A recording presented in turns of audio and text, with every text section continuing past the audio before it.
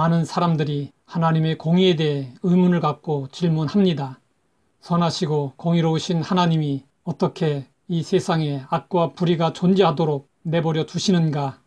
그런데 예수님은 이 질문에 대해 곡식과 가라지의 비유로 답하셨습니다.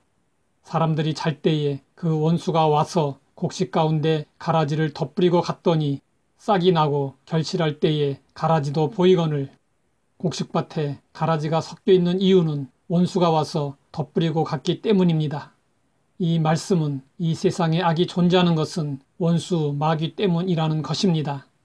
종들은 밭에서 가라지를 뽑기 원하여 주인에게 말했습니다. 우리가 가서 이것을 뽑기를 원하시나이까? 그러자 주인은 종들에게 말했습니다.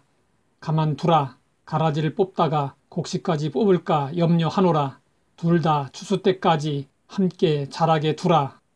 곡식과 가라지는 서로 뿌리가 엉켜서 자랍니다. 곡식보다 뿌리가 강한 가라지는 곡식이 취할 영양분을 빼앗아 갑니다. 이로 인해 곡식은 가라지로부터 피해를 입으며 힘겹게 자라날 수밖에 없습니다. 이 세상에서도 마찬가지입니다. 악한 자들이 선한 자들보다 더 잘 됩니다. 선한 자들은 악한 자들에 의해서 피해를 입고 빼앗기기도 하고 괴로움을 당하기도 합니다. 하지만 하나님께서 허락하신 악입니다. 비유에서 주인은 가라지를 뽑다가 곡식까지 뽑을까 염려한다고 했습니다. 예전에 밭농사를 한 적이 있었는데 그때 이 말씀의 의미를 분명히 알 수 있었습니다. 잡초는 성장이 빠르고 뿌리를 넓고 깊게 뻗습니다. 그래서 잡초를 뽑다 보면 뿌리가 약한 농작물들이 같이 뽑혀 올라옵니다. 하나님이 유보하신 악을 사람이 나서서 뿌리 뽑으려 하는 것은 불가능할 뿐 아니라 하나님의 뜻에도 역행하는 것입니다.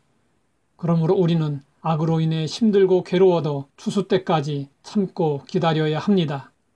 추수 때가 되면 어떤 일이 일어날까요? 가라지가 한창 자랄 때는 밀과 구분하기 어려울 정도로 비슷합니다. 그러나 추수 때가 되면 서로 구분이 됩니다. 밀은 이삭이 많이 달려서 머리를 숙이지만 가라지는 이삭이 그리 많지 않은 탓에 머리가 가벼워 고개를 바짝 쳐들고 있게 됩니다. 그리고 색깔도 푸른 빛을 계속 유지하기 때문에 아주 쉽게 구분할 수 있습니다. 농부들은 추수 때 먼저 빳빳하게 고개를 세우고 있는 가라지의 윗부분을 잘라낸 뒤 곡식을 걷어들여 곡간에 넣습니다. 예수님이 곡식과 가라지의 비유를 통해 우리에게 주시는 메시지는 분명합니다. 세상에 선과 악이 공존하는 것을 인정하고 세상의 악으로 인해 너무 분노하거나 괴로워하지 말라는 것입니다. 최후의 심판때가 되면 하나님이 정확하게 판단하시고 심판하시기 때문입니다.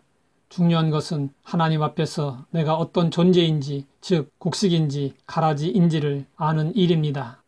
존 뉴턴은 이런 말을 했습니다. 나는 하늘에 가게 되면 세 가지 사실에 크게 놀랄 것이다. 첫 번째는 하늘나라에 올 줄 알았던 사람들이 보이지 않는 것 때문에 놀라고, 두 번째는 하늘나라에 못 올 줄 알았던 사람들이 하늘나라에 와 있는 것 때문에 놀라고, 세 번째는 나 같은 죄인이 천국에 와 있는 것 때문에 놀라게 될 것이다.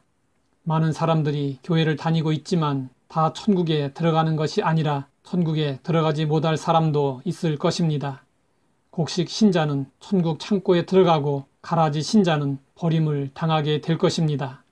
곡식이 되기 위해 선하게 살아야지 라고 생각하신다면 크게 오해하고 있는 것입니다. 우리가 곡식이라고 확신할 수 있는 것은 우리의 선한 행위에 의한 것이 아니라 예수님으로 말미암아 주어지는 의 때문입니다.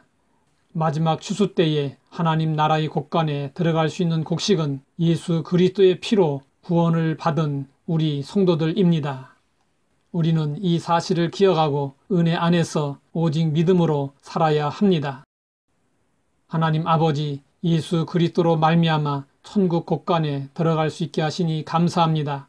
마지막 추수 때까지 힘들고 괴로울지라도 참고 견디며 오직 믿음으로 살게 하옵소서. 예수님의 이름으로 기도드립니다.